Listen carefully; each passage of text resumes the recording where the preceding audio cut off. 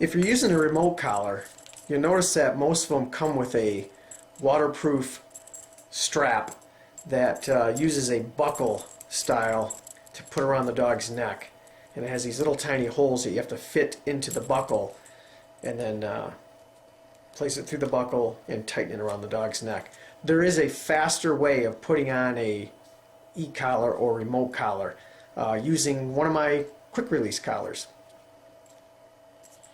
My quick release collar uses the same material, biothane coated webbing, minus the little holes in it. I don't use a buckle. I use a plastic quick release clip that goes around the neck very easily and clips together. And it's solid. It will not loosen up on you as I use a keeper here and this metal slide, which keeps the material in place and won't loosen up on the dog. Let me show you how you put this on.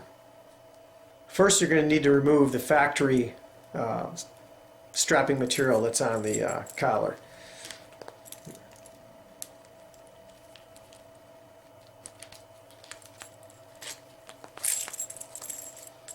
You'll see that it slides through quite easily.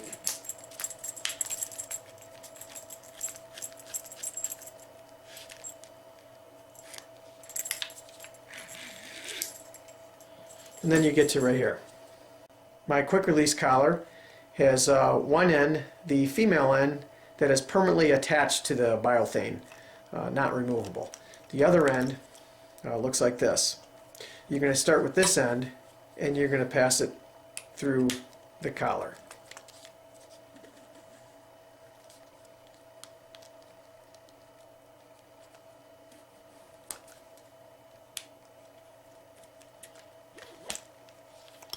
So it looks like this. Next, you're going to need these three parts that comes with my collar.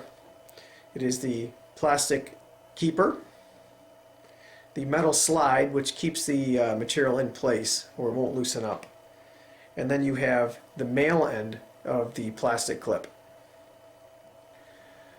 You're going to weave the biothane coated webbing material through the metal slide like this. So it looks like this. Next, you're going to take the plastic keeper and you slide it on the end like this and just let it slide down until it reaches the slide. Next, take the male end of the plastic clip. You'll notice there's two slots here, a bottom slot and a top slot. You're going to want to take the material through the bottom slot first and pass it through, then turn around and come through the other side, through the top. So it looks like this. Next, you want to put the collar around the dog's neck, clasp it around, and then adjust it. If you need to make it a little bit tighter, you pull the material through and tighten it down. You want it pretty firm on the dog's neck so the probes will make contact. Too loose and it'll move around on the dog's neck and it'll cause irritation, and it also won't work when you're training. The next step is to take the end of the material and you're going to pass it underneath the keeper, just like this. Finally, you're going to pass the end of the material into the metal slide on the one side and then the other, just like this. It's a little easier if you wet this material first, but you can see without being wet it'll still work. Finally, you'll end up with the collar looking like this.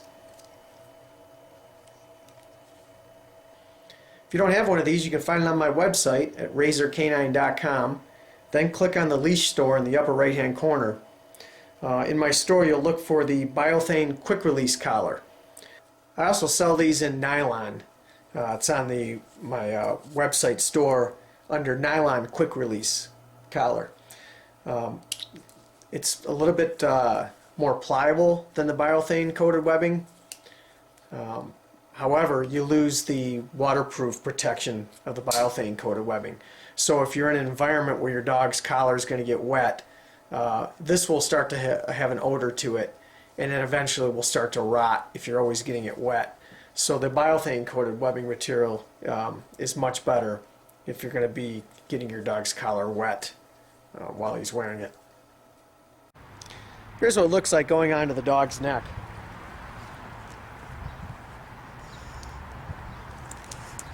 Quickly goes into place. Come here, Casey. Sit.